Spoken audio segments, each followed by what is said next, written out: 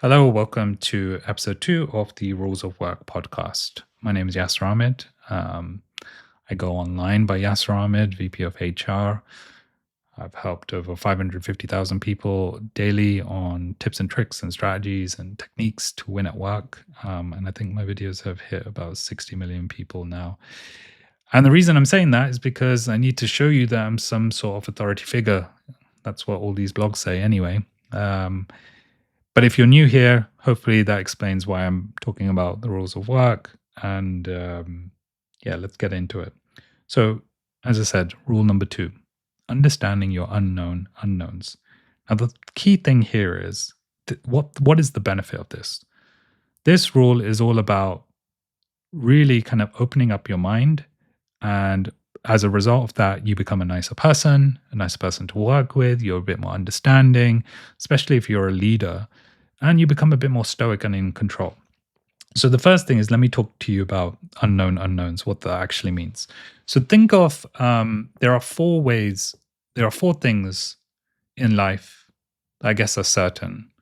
Not death and tax, but these things are about how you mentally frame things. So let's think of the first one, which is known knowns. These are things you know.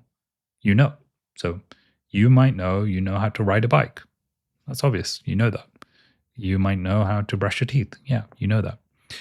Then there are known unknowns. There are things you just don't know how to do or you don't know about. So you don't know about quantum physics but you know it exists, you just don't know about it or how it works. You don't know how electricity works, but you know it exists.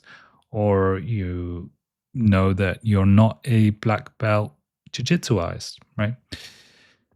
Then you have your unknown knowns. These are things that you don't know that you actually know.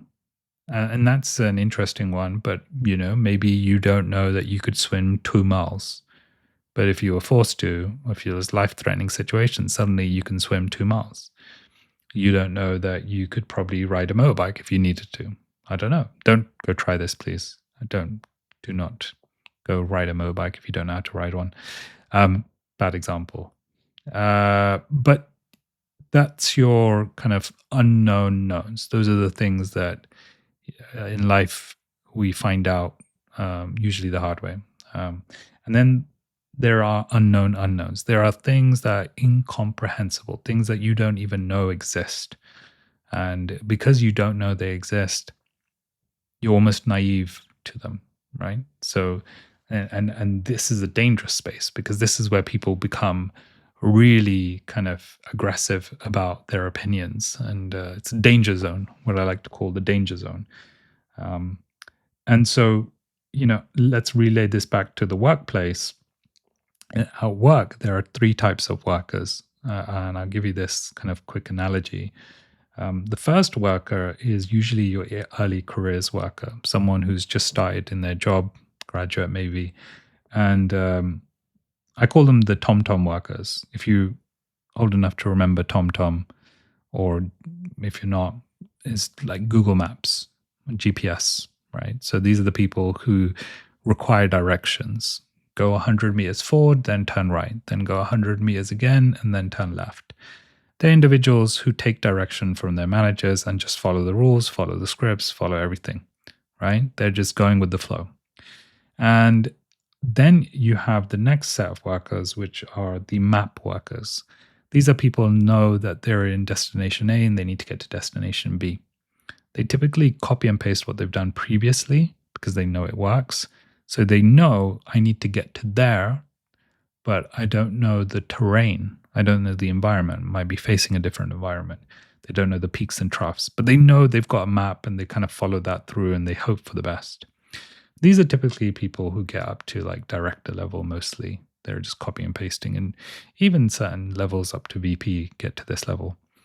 And then there are the compass people. The compass people, they just follow their North Star. They're super focused on what they want. That's their North Star, and they just follow that relentlessly. It doesn't matter what happens, that's the goal. And you typically find these people being the CEOs, entrepreneurs, the C-level individuals who've been just extremely disciplined in what they want and focus on that.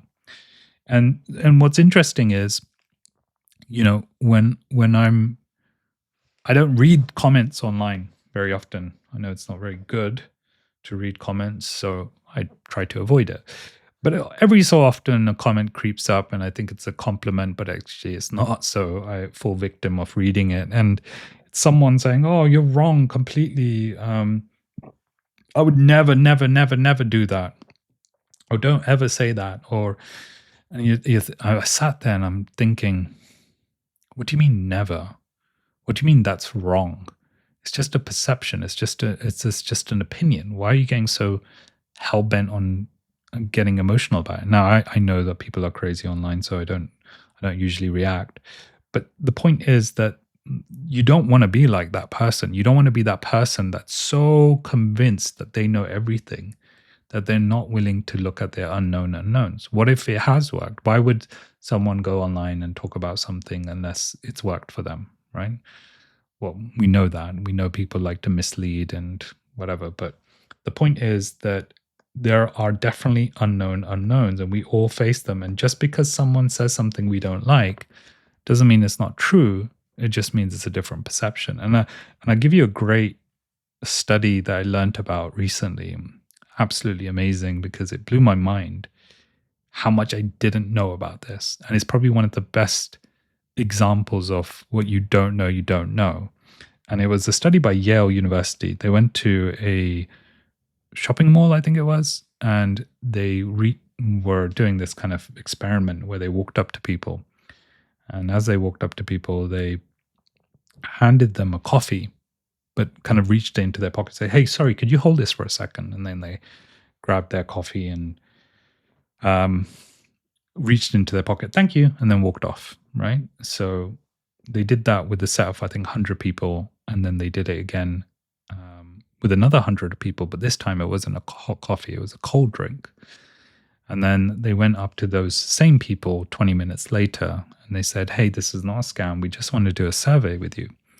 Can you read this character profile and describe the character?" And what they found was, from doing this experiment, that the individuals that held the warm coffee drink described this neutral character as warm and loving. And then the individuals that held the cold drink described the character as distant and cold. And what the study concluded was that your external warmth affects your interpersonal warmth. So something as simple as the temperature in a room can affect the way you perceive things. And that is incredible if you think about it, because that is essentially something I never knew. I never knew that effect happened. And I come to think of it, we know that we get hangry when we don't have enough food. We know when we're cold, we can't process things too well. When we're warm, we get a bit irritated. So it kind of makes sense, but I didn't think of it like that. And so there will always be unknown unknowns. And I think rule number 2 is just accepting that. And by recognizing that thought, you suddenly become a lot more calmer, because when someone says something to you that you feel is wrong, you start with, "Well, is that an unknown unknown for me? I'm not going to get emotional about this. I'm not going to say you're wrong. I'm just going to say, that's a really interesting point. I haven't heard that perspective before. I'd love to know where that actually comes from. Is there a bit more information about it?" And so it actually makes you nicer if you know your unknown unknowns exist, or you know that, and you accept that, and you say, "Hey, I don't know everything." Um, and you become more welcoming. So that's rule number 2. Basically, don't be so arrogant. Understand that there are unknown unknowns.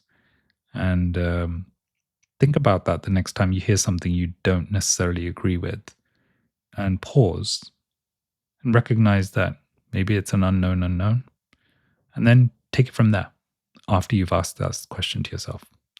Anyway, I hope you enjoyed the episode. On to rule number 3 soon. So speak soon. Take care. Please subscribe, like, and follow, and everything else. Thanks.